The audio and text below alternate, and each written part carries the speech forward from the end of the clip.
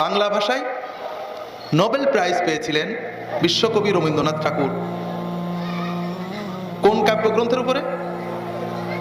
গীতাঞ্জলি। খুবই মূল্যবান, খুবই পড়ার মতো বই এবং আবেগ, মানে নরম সুর, গরম না।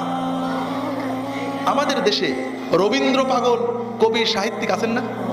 কেউ কি গীতাঞ্জলি প্রথম থেকে শেষ পর্যন্ত মুখস্থ পড়তে পারবেন নাকি? নিজের মায়ের ভাষার শ্রেষ্ঠতম সাহিত্য গ্রন্থ, সামান্য ছোট্ট একটা বই, বেশি বড় বই না। এই বইটা প্রথম থেকে শেষ পর্যন্ত টনটনে কনকনে মুখস্থ আছে এমন একজন রবীন্দ্র পাগল বাঙালিকে আছে? বিশ্বে কোথাও নেই যে কোনো মানুষ তার নিজের ধর্মগ্রন্থ, সাহিত্য গ্রন্থ, কাব্যগ্রন্থ মুখস্থ রাখতে পারে। আছে নাকি? নেই। একমাত্র ব্যতিক্রম আল্লাহর কোরআন, ঠিক না?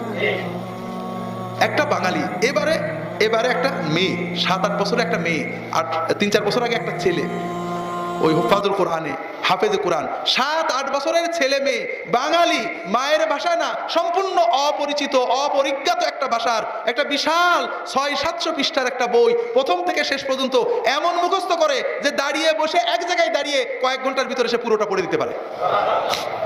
যে শিশু এখনো মায়ের ভাষায় ভালো করে কথা বলতে পারে না, যে শিশু আমি যাব বললে আমি দাবো বলে, এখনো বাংলা ভাষা পুরো ভালো করে বলতে পারে না, সেই শিশুকে বসিয়ে দেন, সে কোরআন পড়ে যাবে প্রথম থেকে শেষ পর্যন্ত 600-650 পৃষ্ঠার বিশাল গ্রন্থ, মনে হবে যেন মক্কার ইমাম কোরআন পড়ে চলেছে।